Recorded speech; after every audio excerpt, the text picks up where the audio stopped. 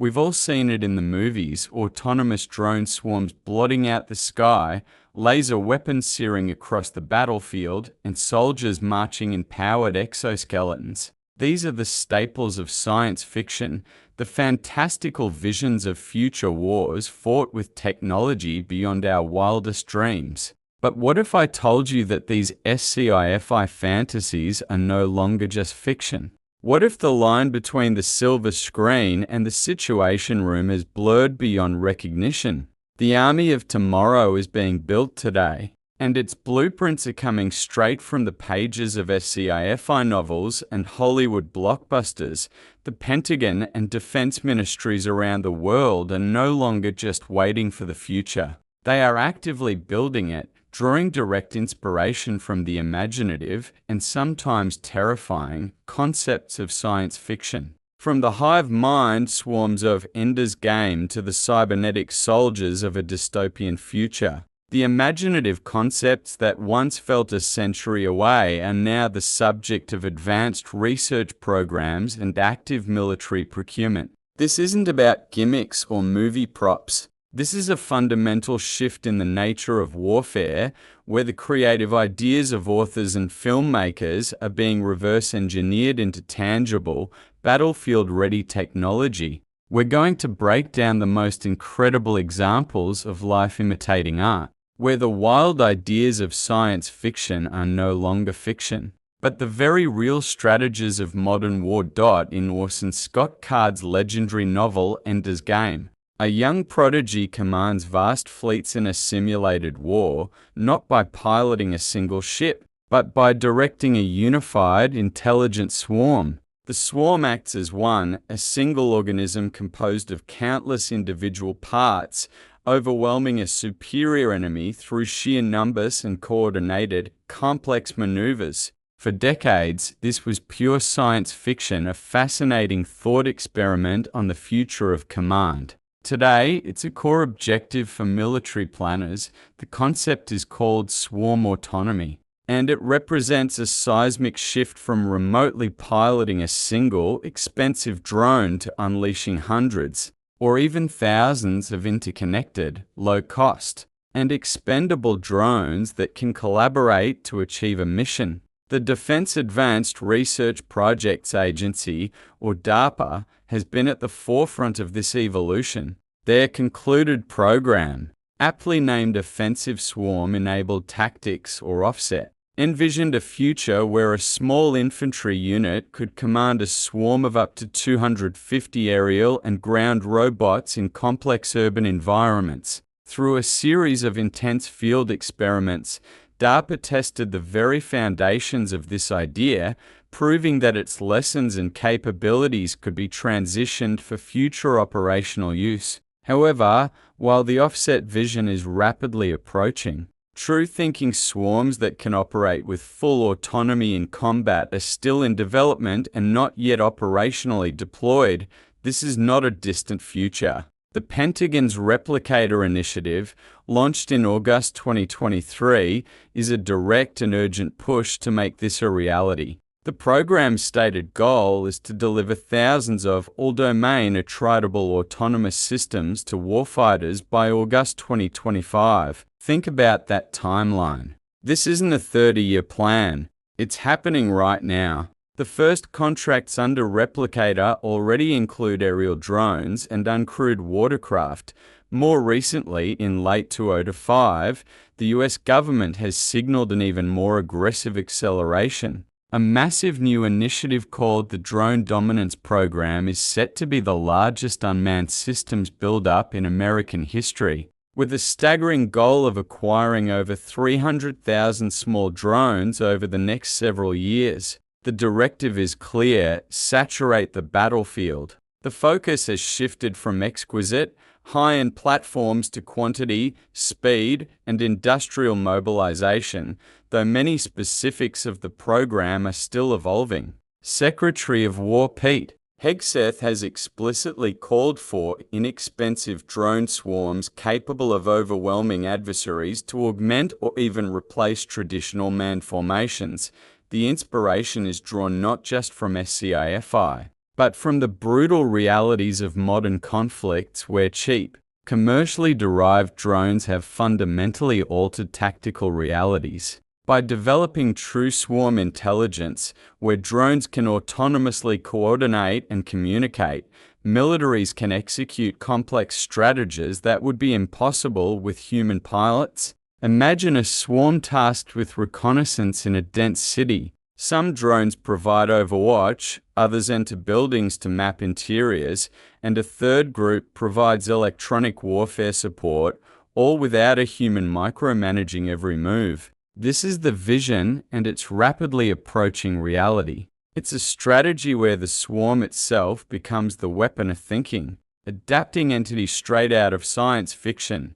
The moment you hear the phrase, "I, Commander," one image likely flashes into your mind: Skynet. The self-aware, malevolent artificial intelligence from the Terminator franchise that sees humanity as the enemy and seizes control of the world's military arsenal. This powerful SciFi trope has instilled a deep-seated cultural fear of giving machines ultimate authority over life and death decisions. For years, military officials have been quick to dismiss this idea, emphasizing that there will always be a human in the loop, but as AI becomes exponentially more powerful, its role in military command and control is evolving from a simple tool to a strategic partner, forcing a difficult conversation about just how much control humans are willing to give up. The truth is, AI is already deeply integrated into military decision-making processes, just not in the way Hollywood portrays it. A prime example is the evolution of Project Maven, initially launched in 2017. Its purpose was to use machine learning to accelerate the analysis of vast amounts of surveillance data, primarily from drones. Instead of having human analysts spend thousands of hours staring at screens, Maven's AI could do it in seconds. While the program began as a decision support tool, its capabilities have grown dramatically under the National Geospatial Intelligence Agency. Officials now aim to use AI to deliver increasingly automated intelligence directly to commanders. Project Maven has reportedly provided targeting support for US operations, and has been credited with helping locate hostile assets. This highlights a crucial distinction. The AI is not pulling the trigger. Instead, it is performing the roles of data sensing, processing, and sense-making at a speed and scale no human team could ever hope to match, presenting actionable intelligence to human commanders, who make the final call. This evolution is part of a broader shift toward what some analysts call the Minotaur model, a hybrid where AI and human forces are deeply intertwined, balancing automation with human oversight. AI-backed command systems can synthesize data from air, land, sea, cyber, and space, then use machine learning to predict enemy behavior and recommend courses of action. While precise figures are hard to verify, there are reports that AI integration has significantly boosted the accuracy of some drone strikes. The Pentagon is doubling down on this integration. In a landmark move in December 2025, the War Department launched GenAI.mil, a new platform designed to bring generative AI tools, starting with Google's Gemini, to all 3 million of its military and civilian personnel. The stated goal is to use AI for everything from deep research and document formatting to analyzing video and imagery at unprecedented speed. However, the ethical questions raised by science fiction remain potent. As AI's role expands, the line between decision support and decision-making begins to blur. Investigative reports have described real-world systems, like Israel's controversial Lavender, which allegedly identified tens of thousands of potential targets, dramatically accelerating the pace of airstrikes. While proponents argue this creates efficiency, critics and even some Israeli officials who dispute the details warn it raises serious ethical concerns about relying on algorithms for life or death calculations. The current military doctrine strongly advocates for maintaining human command authority. But as warfare becomes a battle of algorithms, with decisions needing to be made in microseconds, the pressure to give AI more autonomy will only grow. We may not be facing Skynet, but we are undeniably building its ancestors. The concept of an invisibility cloak is one of science fiction's most enduring fantasies. From H.G.G. Wells, the invisible man to the cloaking devices of Star Trek and the shimmering camouflage of the Predator, the tactical advantage of becoming unseen is absolute. For decades, this remained firmly in the realm of fiction. But today, multiple groundbreaking technologies are turning this fantasy into a tangible reality, moving beyond simple camouflage patterns and into the era of active, adaptive concealment.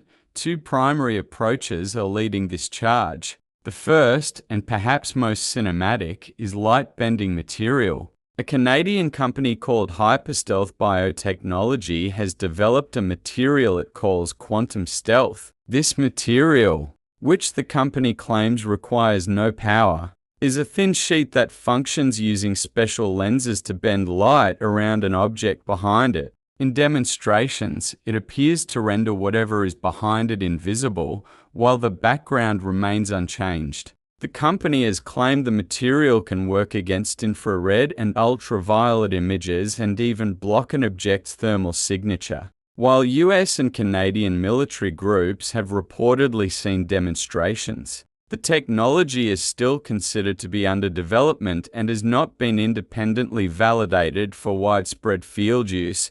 The second major breakthrough is in the field of thermal cloaking. In modern warfare, hiding from the naked eye is only half the battle. Thermal imaging sensors can spot the heat signature of a soldier or a running engine from miles away. This is where a technology called adaptive, developed by BAE Systems, comes in. Likened to a thermal TV screen, adaptive uses a skin of hexagonal panels that can be heated or cooled almost instantly. Onboard cameras capture the thermal image of the vehicle's surroundings, and the panels then display that image, effectively blending the vehicle's heat signature perfectly with the background.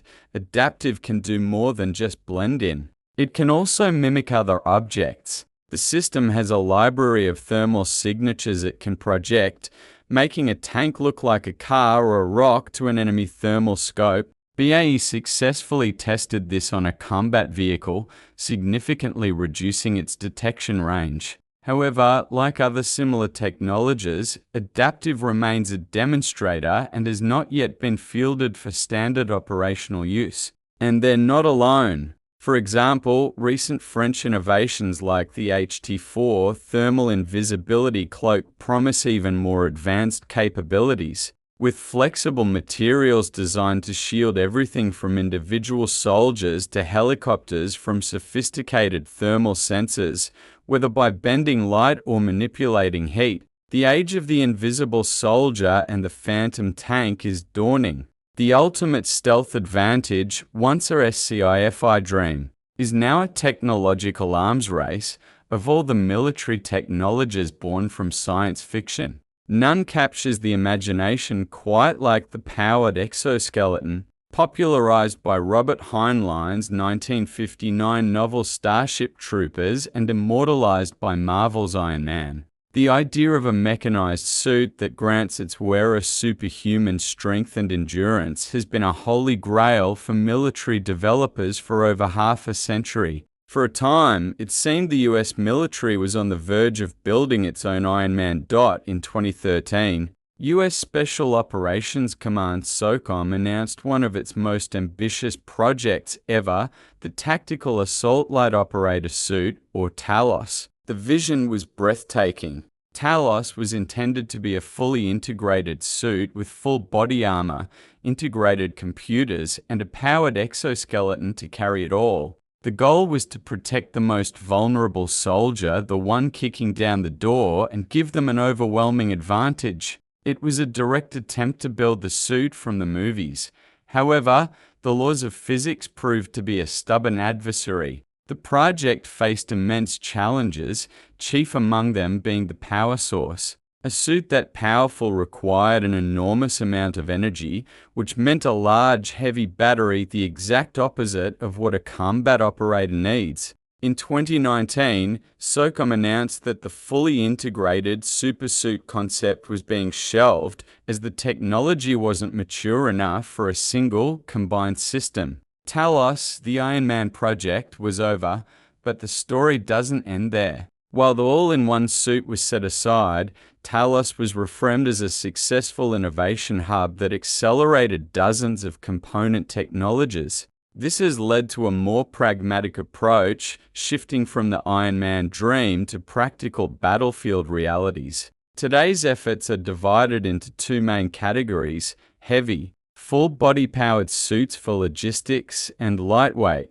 passive suits for individual soldiers. In the heavy category, the standout is the Sarco's Guardian Exo. This full-body, powered exoskeleton looks like it walked right off the set of Aliens. It's not designed for frontline combat, but for logistics. An operator in the Guardian Exo can lift up to 200 pounds repeatedly without strain, turning one person into a human forklift. The US military has awarded contracts to test the Guardian Exo for logistics operations, aiming to reduce injuries and increase efficiency. These are still experimental trials, not widespread. Fielding, on the other end of the spectrum, are unpowered or passive exoskeletons. A soldier's kit can weigh over 100 pounds. To combat this, the Army has tested devices like the Soldier Assistive Bionic Exosuit for resupply,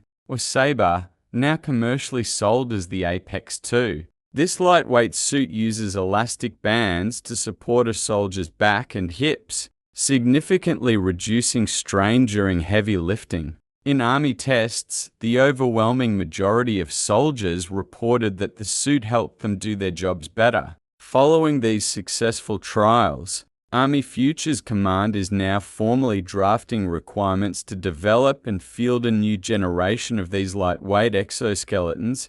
The quest for Iron Man may have been a step too far, but it laid the groundwork for a genuine revolution. By focusing on practical applications, preventing injuries for logistics personnel, and reducing the burden on infantry, the military is successfully integrating exoskeleton technology. The SciFi dream isn't dead. It has simply evolved into a smarter, more achievable reality, from autonomous swarms that think as one-to-eye commanders that process intelligence at light speed. From cloaking materials that render tanks invisible to exoskeletons that grant soldiers tireless strength, the evidence is undeniable. The line between science fiction and military fact has become irrevocably blurred. The fantastical concepts we've marveled at in books and on screen are no longer distant dreams. They are active research programs, battlefield prototypes, and in some cases, fielded technologies that are fundamentally reshaping the art of war. The Pentagon has even consulted with science fiction authors to imagine future threats and push the boundaries of strategic thinking. This fusion of imagination and innovation is creating a new kind of battlefield, one where algorithms can be as decisive as ammunition and where invisibility can be as powerful as any weapon. The army of tomorrow is here, and it looks more like science fiction than anyone could have predicted. If you found this look into the future of warfare fascinating, make sure to subscribe and hit the bell icon so you don't miss our next video. We're always exploring the cutting edge of military science and technology, and now we want to hear from you. Which of these SciFi technologies becoming reality shocked you the most? And what SciFi military tech do you think will be the next to make the leap from fiction to fact? Let us know in the comments below.